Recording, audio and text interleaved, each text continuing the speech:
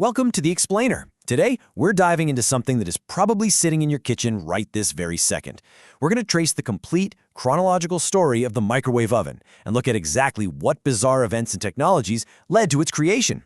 Honestly, it's a wild ride straight from military battlefields right onto your countertop. Okay, let's dive into this. What does top-secret World War II radar have to do with popping corn? It sounds kind of ridiculous, right?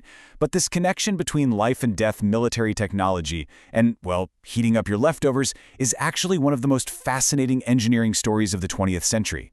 So to understand how we actually got the microwave, we got to start with the tech that made the whole thing possible, the cavity magnetron. Invented back in 1940 by British physicists John Randall and Harry Boot, this was basically a high-powered vacuum tube that generated short-wavelength radio waves, which we also know as microwaves.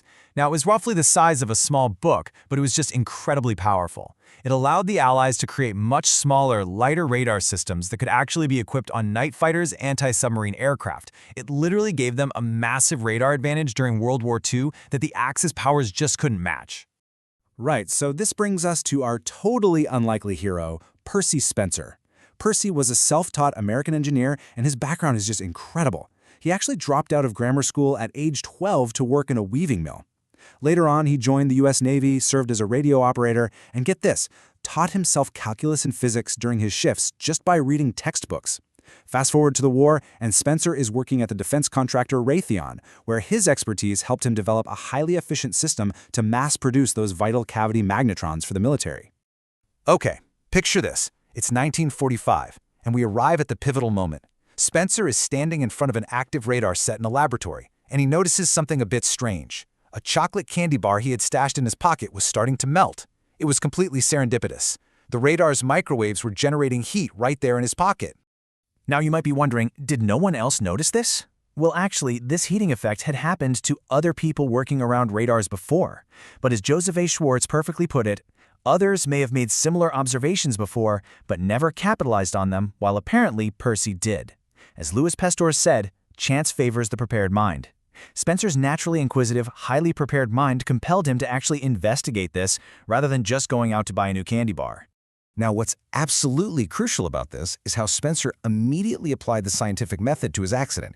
He didn't just guess what was happening, he tested it safely and intentionally.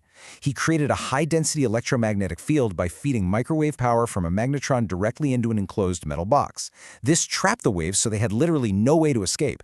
Then he placed food inside and observed a rapid temperature rise. Boom! He had built the very first true controlled microwave environment. So what do you think was the very first food deliberately cooked by this revolutionary process? Popcorn, a simple bag of unpopped popcorn. Spencer held the bag next to the magnetron and watched in absolute fascination as the kernels rapidly popped, turning into what observers back then described as hardened miniature white clouds, the world's very first microwaved popcorn. Emboldened by that popcorn success, they obviously had to try something else. So they moved to a second experiment, an egg. They placed an egg in a tea kettle and put the magnetron directly above it. Well, as the pressure rapidly built up inside the shell, a curious colleague leaned in just a little too close to observe, and bam! The egg exploded right in his face. A slightly messy, but for sure a highly successful proof of concept. And historical timeline documents show just how incredibly fast they moved on this discovery. On October 8, 1945, Raytheon officially filed a United States patent application for Spencer's method of treating foodstuffs. The leap from a melted candy bar to a patented cooking process happened in just a matter of months. Moving right along to 1947, the first commercial microwave. Bringing this laboratory invention out to the public was a whole different beast. Prepare yourselves for this number, 750 pounds. That is how much the first commercial microwave oven weighed.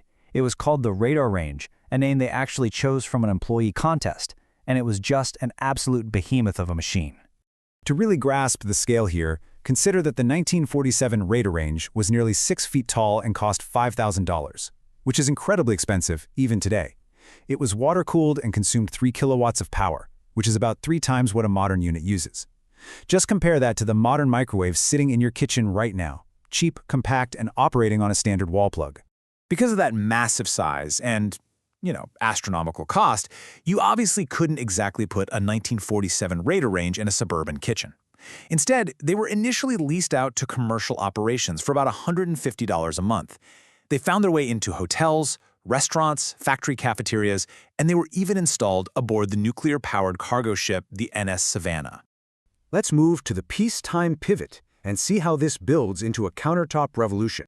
So, following World War II, Raytheon really pushed to convert this military technology into a consumer product. Getting it into everyday homes took a couple of decades of engineering, though. Here's the critical timeline. In 1965, Raytheon acquired the appliance company Amana. By 1967, they introduced the first true countertop microwave. And crucially, in 1970, the federal government stepped in to set radiation standards for microwave ovens, which finally helped dissipate the general public's lingering fears about cooking their food with radiation. That 1967 Amana Radarange was the true turning point for American consumers. It shrank that 5,000, 6-foot-tall monster from 1947 down into a relatively compact box that cost $495 and, most importantly, operated on standard 115-volt household electricity.